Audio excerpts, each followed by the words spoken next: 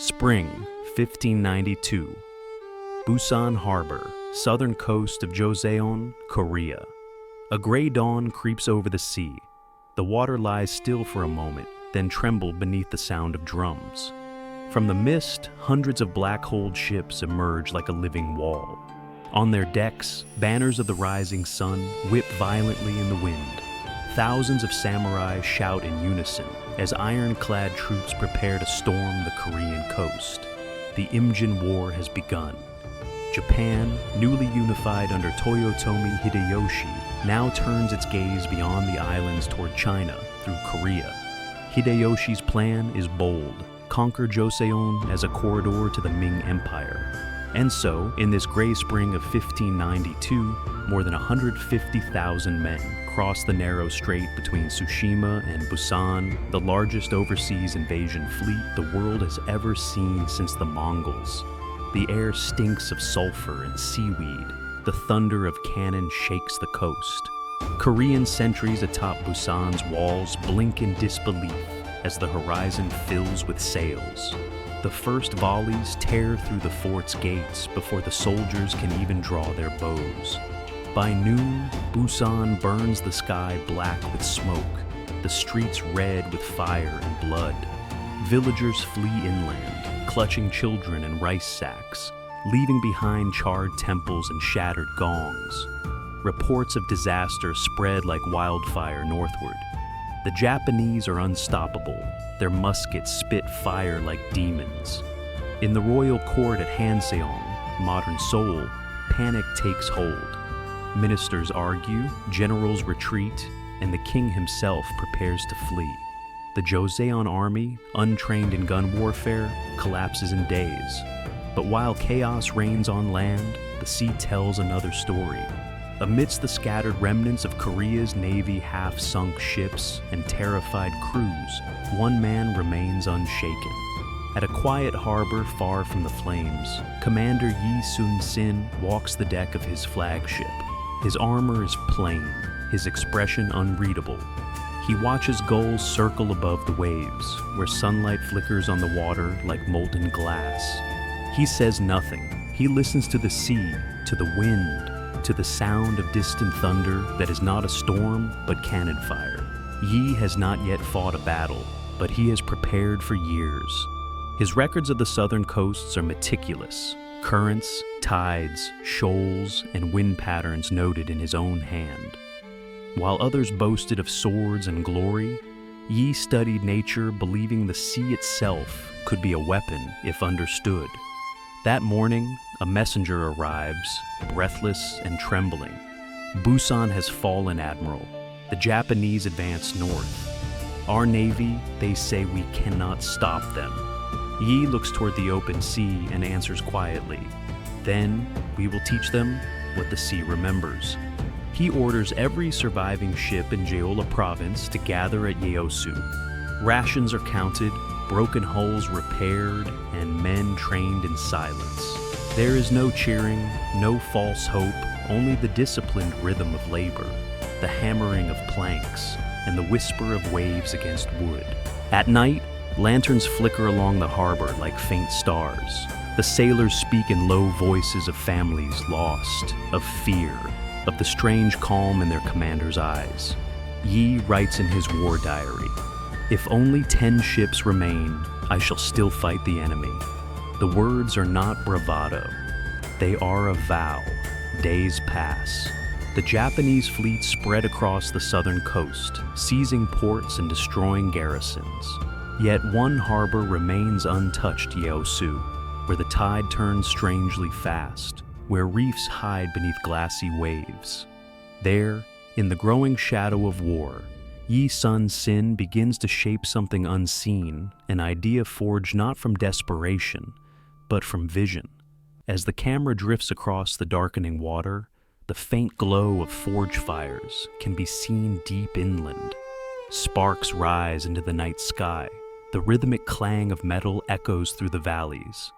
Korea's last hope is not a man or a sword, but a creation of iron and fire that will soon prowl the sea like a living beast. Yeosu Naval Bases. Late spring, 1592. The harbor lies still beneath a shroud of mist. Rows of half-burned ships rest like skeletons along the shore. Their sails are torn, their masts cracked, their decks blackened by flame. Only the cry of gulls breaks the silence. In the center of the devastation stands Admiral Yi Sun-sin, his armor plain, his gaze unwavering. Around him gather the remnants of the Joseon Navy, weary, gaunt, and half-starved men who have seen nothing but defeat. They expect orders to flee north. Instead, Yi raises his hand toward the sea.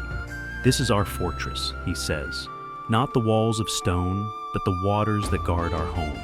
The men exchange uncertain glances. They have heard tales of his discipline, his precision, his refusal to bend even before kings. But now, facing an enemy with hundreds of ships and thousands of muskets, his calm feels almost unreal. Yi turns to his officers. "We will rebuild," he says quietly, "ship by ship, oar by oar, and when they come again, we will meet them with fire."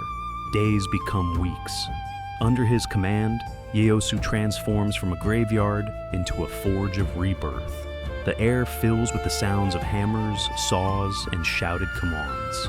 Yi walks among the workers, inspecting every beam and rope with the eye of an engineer. He studies not only the ships, but the tides, currents, and islands that scatter Korea's southern coast, turning geography into strategy. He divides his fleet into small, agile squadrons, perfect for ambushes among narrow straits. He trains his archers to fire from moving decks, and his gunners to reload with mechanical precision. Every movement, every formation is rehearsed until it becomes instinct. By night, he studies by candlelight.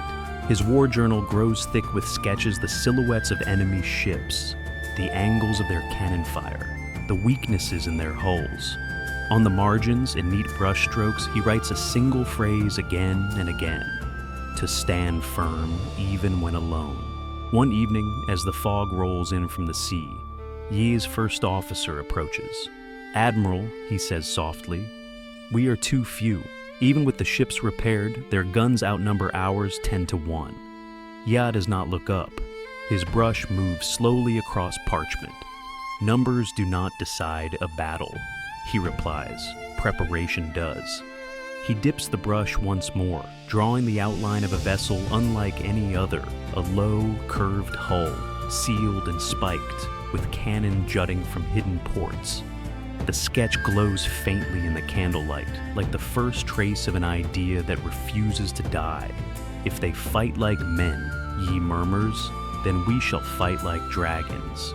Training continues in secret. Every morning, the crews row until their hands blister. Every evening, they drill with fire arrows and cannons until the hills echo with thunder. The admiral himself eats sparingly, sleeps little, and inspects every crew personally. No man dares to slacken.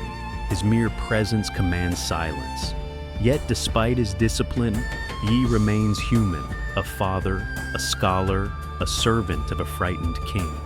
In letters to his family, he writes of longing for peace, for the sound of his children's laughter. But his tone never wavers. The nation's fate rests on the sea, and so long as I live, I will not abandon it. As the summer rains arrive, Yeosu Harbor changes. New ships float proudly where ruins once lay. Lanterns sway in the humid air. The men, once hollow-eyed, now stand taller, their fear replaced by quiet resolve. One night, thunder rumbles beyond the bay. The admiral stands at the prow of his ship, watching lightning dance across the horizon. To the west, the Japanese armada grows ever closer. To the east, something new stirs in the forges, something that gleams with the color of molten steel and divine purpose. The admiral whispers to the sea, "Let them come. The tide has yet to turn." And behind him, in the flickering torchlight, shipwrights hammer the final ribs of a vessel with the body of a dragon and the shell of a turtle. Summer, 1592, Yeosu Naval Dockyards. The air is thick with heat and smoke. Sparks fly like fireflies into the night as hammers strike bronze and iron in a relentless rhythm. From the mountain kilns, the smell of burning pine resin mixes with the salt of the sea. The dockyards have become a world of their own, a cathedral of wood and flame. At the center of it all stands Admiral Yi Sun-sin, his silhouette outlined against the forge fires. Around him, shipwrights, blacksmiths, and carpenters work shoulder to shoulder. Peasants turn craftsmen, soldiers turn builders. None fully understand what they are making, only that the Admiral has forbidden them to speak of it. Beneath wooden scaffolds, the frame of a strange new vessel takes shape. Its hull is low and wide, its deck sealed tight, its bow carved with the fierce head of a dragon.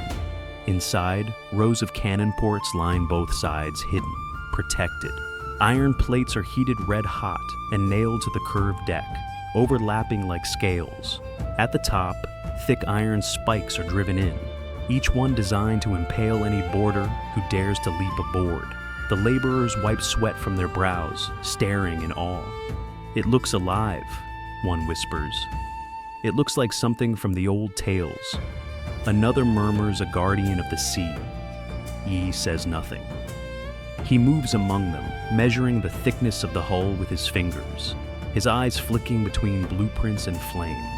To him, this is not myth, it is strategy. He knows the Japanese musketeers depend on open decks and direct volleys. He knows their ships, long and tall, are vulnerable in narrow waters. And he knows fear can be as powerful as any weapon. The Geobukseon. The turtle ship is born not from legend, but necessity. Yi's mind blends the lessons of Chinese warships, local fishing junks, and his own innovations. He orders a smoke chamber built into the dragon's head to bellow sulfurous clouds that obscure the ship's movements. Beneath it, a cannon mouth capable of hurling flaming iron across the waves. When the first prototype is completed, the Admiral circles it in silence. His officers follow, uncertain whether to bow or stare. The iron shell gleams under torchlight, streaked with soot and sweat. "You've built a monster, Admiral," says his first officer. "Not a monster," Yi replies softly. "A guardian. The sea has given us a shell, and now we give it fire." Days later, under a pale sunrise, the ship is launched. The dockyards fall silent as the massive hull slides into the water with a thunderous splash. Waves crash against the shore. The turtle ship steadies, its armor gleaming like wet stone. The dragon's head faces east, toward the open sea. Yi steps aboard for the first time. Inside, the air smells of pine tar and iron. Cannons rest behind sealed hatches. Oars line both sides, ready to cut silently through the water. Above, no open deck, only the iron-studded shell, smooth and deadly. He turns to his crew. "No man aboard this ship will bow to fear," he says. "You will move unseen, strike without warning, and vanish like mist." This is not a ship. This is a storm. The men bow deeply. The Admiral's words hang in the air like a promise. As the turtle ship sails for the first time, it glides almost soundlessly, a dark shape against the dawn. From the cliffs above Yeosu, villagers gather to watch. The dragon's head exhales a plume of smoke, and a deep metallic roar echoes across the bay. Children gasp. Old men make the sign of prayer.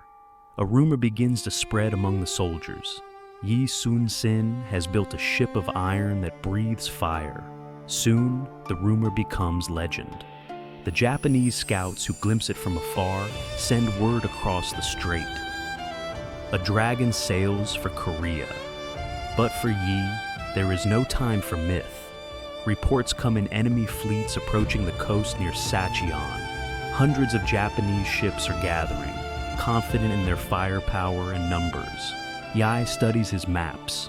He traces a finger along the coastline, over the narrow bay and shallow waters. The faintest smile touches his lips. "They will enter the dragon's den," he murmurs. Outside, the turtle ship rests in the harbor, silent. waiting.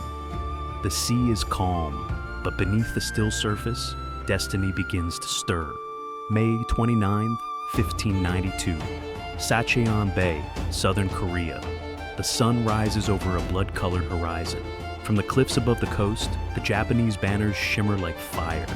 More than 70 enemy ships crowd the narrow bay, their hulls painted with black lacquer and white crests.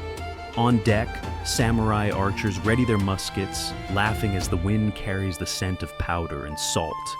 Another Korean fleet, one of them sneers.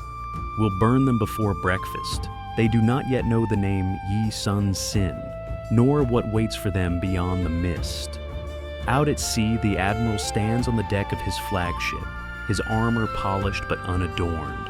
Around him, only 12 ships follow, each crewed by men who had once feared to fight, now hardened by weeks of relentless training. The sea is calm, the morning air heavy with humidity. The turtle ship moves silently among them, its hull reflecting the dawn light like liquid bronze.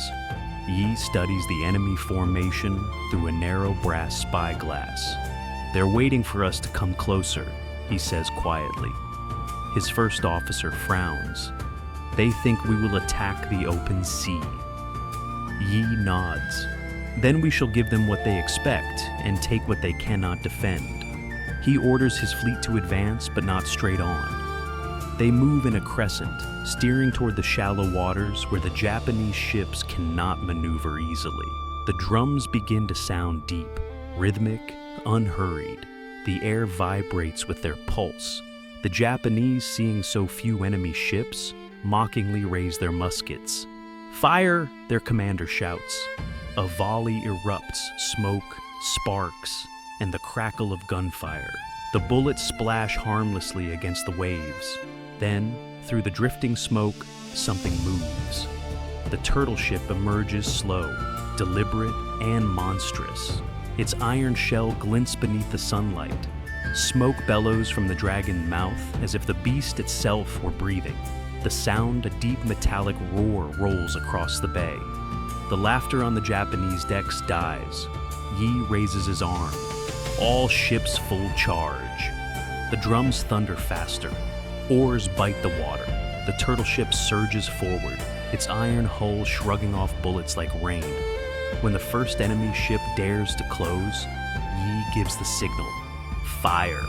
A cannon blast tears through the air. The dragon's mouth spits flame and iron, shattering the Japanese flagship's bow in a single blow. The sea explodes in foam and smoke. Fragments of wood and men scatter across the waves. Yi moves with calm precision. Reload. Starboard battery. Target the rear line. The turtle ship pivots, firing in every direction. Hidden cannons thunder from its sealed ports. Arrows and musket balls clatter uselessly against its iron. Scales. The air fills with the screams of the wounded and the roar of fire. Japanese ships try to ram, but their tall hulls break against the turtle ship's curved shell. Others attempt to board, impaling themselves on its iron spikes. The sea turns red beneath the drifting smoke. As the chaos unfolds, Yi guides his smaller ships with perfect timing. Each vessel strikes, withdraws, and strikes again, a deadly rhythm choreographed by one mind. He uses the wind and the current as if he commands the elements themselves. By midday, the Japanese fleet begins to break. Ships collide in confusion. Fire leaps from mast to mast. From the cliffs, smoke rises in thick columns, visible for miles. Yi's voice cuts through the din. "Do not chase! Hold formation! Let the sea finish them." The Korean ships pull back just enough to encircle the burning enemy. The tide carries the wreckage inward, trapping the surviving samurai in their own inferno. When the last cannon falls silent, the bay is a graveyard. Charred ships drift like corpses, their banners sinking beneath the tide. The smell of salt and gunpowder lingers heavy in the air. Yi stands at the prow of his flagship, watching the smoke fade into the horizon. His men cheer, but he does not smile. He writes later that night, The enemy underestimated the will of the sea. May our courage remain as constant as its tide. News of the battle spreads across Korea within days. Villagers whisper that the admiral commands a dragon forged of iron and fire. The Japanese call it the demon ship. But for Yi Sun-sin, this is only the beginning. The enemy will come again stronger, angrier, more desperate. And as victory kindles hope in his men, envy and suspicion begin to grow in Seoul's royal court. The admiral, unaware, continues to repair his ships under the red glow of sunset. He knows the next storm is not from the sea, but from within his own nation. Summer 1593. Hansando Island, southern waters. The sea is calm, clear as glass, reflecting the pale morning sun. On the horizon, dozens of Korean warships form a perfect half-moon, the crane wing formation. Yi Sun-sin's signature strategy. In the center, his flagship leads like the eye of a storm. Across the bay, the Japanese fleet advances once more, over 100 ships strong. Their drums pound the air, their banners whip against the wind. Yet the admiral remains unmoved. "Wait for my signal," he says, voice low and steady. They will break upon us like waves against the shore. He watches the enemy enter the trap. When the timing is perfect, not a moment too soon, Yi lowers his fan. Fire! The sea erupts. Cannons roar from the wings of his formation. Smoke rolls across the water like storm clouds. Arrows streak through the air. The Japanese fleet collapses into confusion, their ships crushed between converging lines of fire. The admiral's strategy using the current, wind, and geography works flawlessly once again. By day's end, the Battle of Hansando becomes legend. The Japanese Navy loses nearly every ship, their morale shattered. Word spreads to every province. The invincible samurai have been defeated not by numbers, but by precision, patience, and genius. Yi's victories multiply, Angolpo, Busan, Jinhai, each one more devastating than the last. Wherever he sails, the enemy flees. The sea, once ruled by Japan's fleets, now belongs to Korea once more. But even as the admiral's legend grows, envy festers in the royal court. In Seoul, politicians whisper that Yi has grown too powerful, too beloved by the people. Some claim he disobeys orders, others that he hoards glory meant for the throne. One name rises above the murmurs, Won-gyun, a jealous rival once under Yi's command. When Japan's invasion slows, court officials seek someone to blame for the war's cost. Won-gyun seizes his chance. He accuses Yi of insubordination, claiming the admiral disobeyed a direct royal command to attack enemy waters prematurely. The charge is false, a trap laid by politics and fear. But in the court of a frightened king, truth bends easily under pressure. Winter, 1597. Seoul, chains clink in the cold. Yi Sun-sin, the hero of the sea, is dragged through palace gates beaten, bloodied, stripped of his armor. His rank is revoked. His family is shamed. He is thrown into prison, accused of treason against the very nation he saved. In his diary, written in a trembling hand, he records only one line, "I am still alive." While Yi sits in darkness, the Navy falls under the command of Won-gyun, the same man who envied him. Lacking strategy or discipline, Won-gyun leads the fleet into disaster at Chilcholyang Strait. Nearly every ship is lost. Thousands die. The sea that once sang Yi's name now echoes with ruin. News of the catastrophe reaches the king. The Japanese prepare for a second invasion, their fleets massing once more in the south. Desperate, the court turns back to the man they condemned. A royal envoy kneels before Yi's prison cell. "The kingdom has no admiral," he says quietly. "Joseon has no hope. We beg your return." Yi, thin and scarred, rises slowly. "If I still breathe," he replies, "then the sea still has a defender." He is reinstated, but what remains of his navy is pitiful, just 12 ships. Still, he refuses to despair.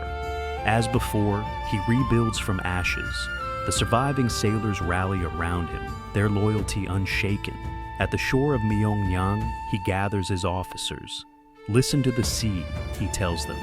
"It does not ask for more, only for courage." The tide of war shifts once again. Yi studies the narrow strait, where the current rages strongest, a deadly funnel where speed becomes weakness. He sets his trap. When the Japanese fleet, over 300 ships strong, sails through, the admiral strikes with unyielding fury. The sea itself becomes his ally. At Myeongyang, Yi wins the impossible 12 ships against 300. The enemy collapses in panic, torn apart by waves and cannon fire. That night, the surviving sailors kneel before him in tears. "Admiral," one whispers, "how did we survive?" Yi gazes into the moonlit water and answers simply, "Because the sea chose to fight with us." But victory does not heal betrayal. Yi knows the court still watches him with suspicion.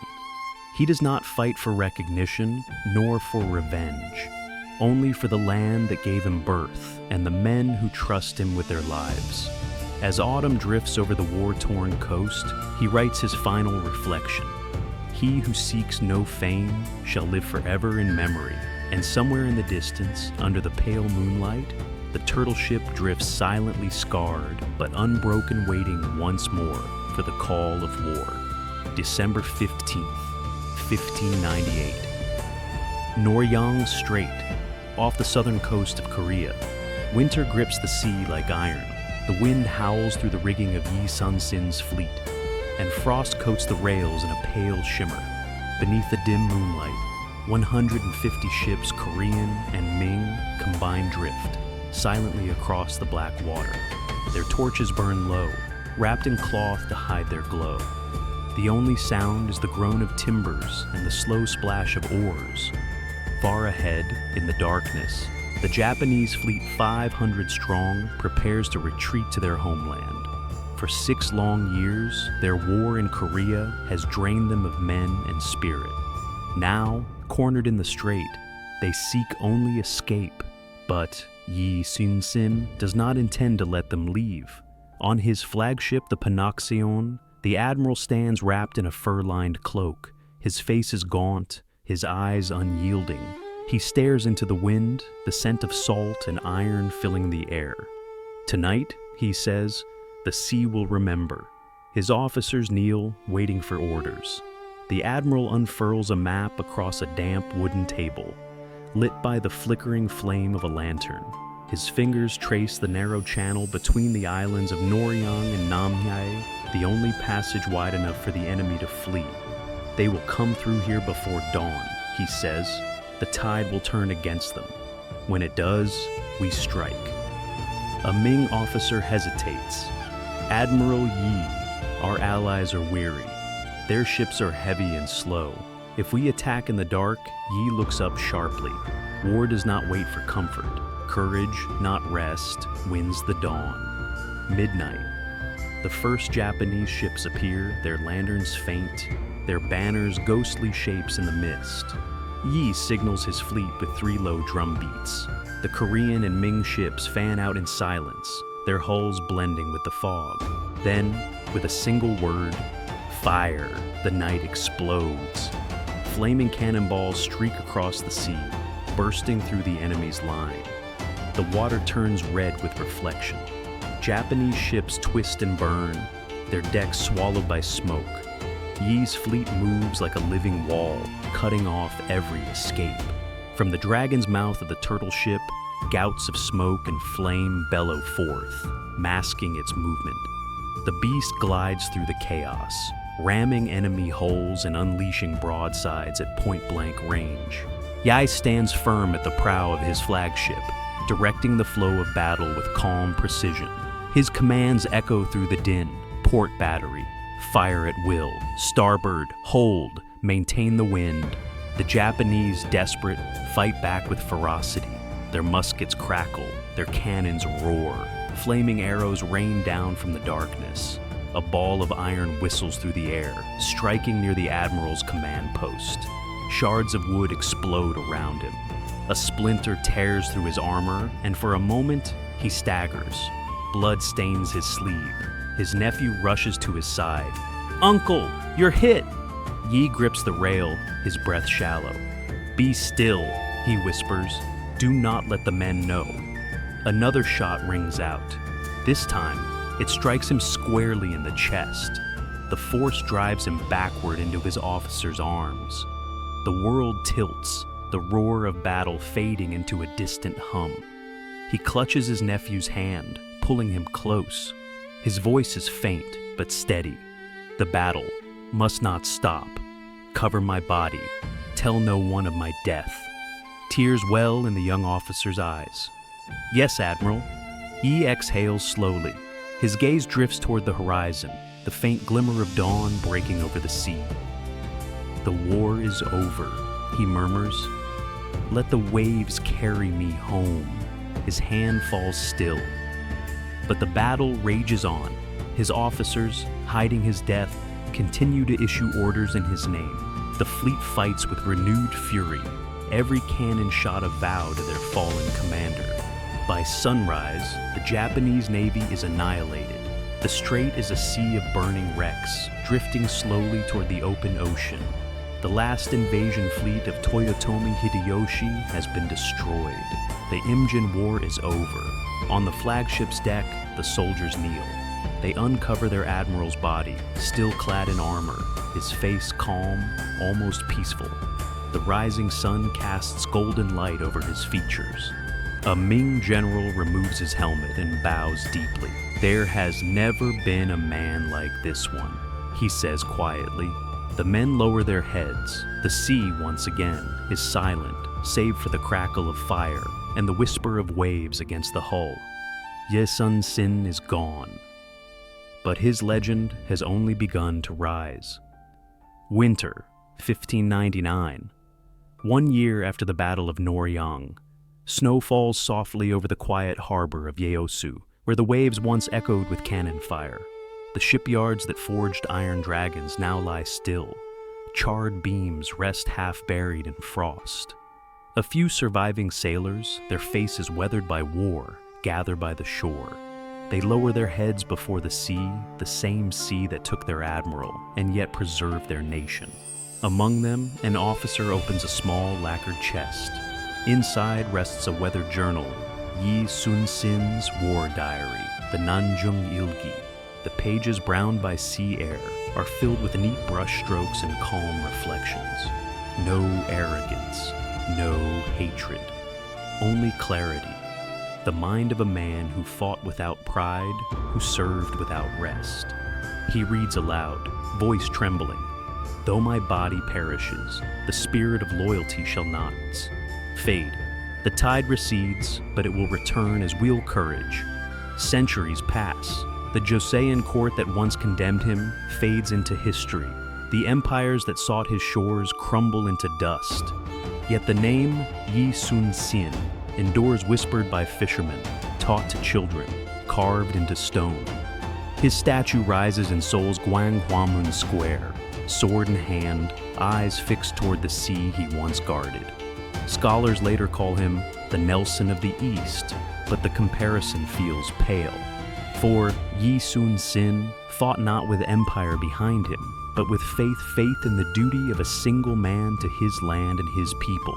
His victories came not from power, but from principle. When ships burned, he rebuilt. When allies betrayed him, he endured. When his nation abandoned him, he fought still. The turtle ship, too, becomes a symbol, half legend, half blueprint. Historians debate its exact form. Did its iron plates fully encase the deck?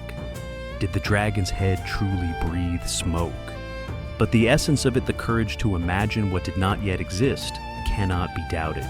It was not only a vessel of war, but a manifestation of defiance, a weapon built from belief.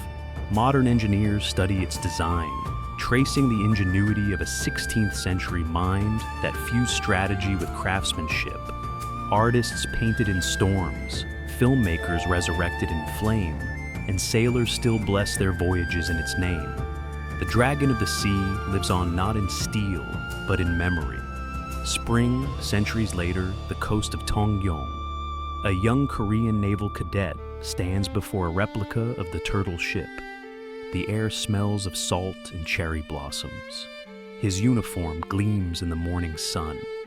He touches the iron spikes along the shell and whispers the Admiral's old vow, "Even with 10 ships, I shall still fight." Somewhere in the distance, the tide rolls in soft, eternal. The same sound that once followed Yi Sun-sin into battle. The cadet closes his eyes, and for a moment, the centuries vanish. He can almost hear the drums, the clash of oars, the calm voice of the Admiral calling through smoke and chaos. Hold the line, trust the tide. The sea breathes, endless and alive, carrying the echoes of the man who turned despair into strength, who taught his people that true victory is not the absence of loss, but the courage to endure it.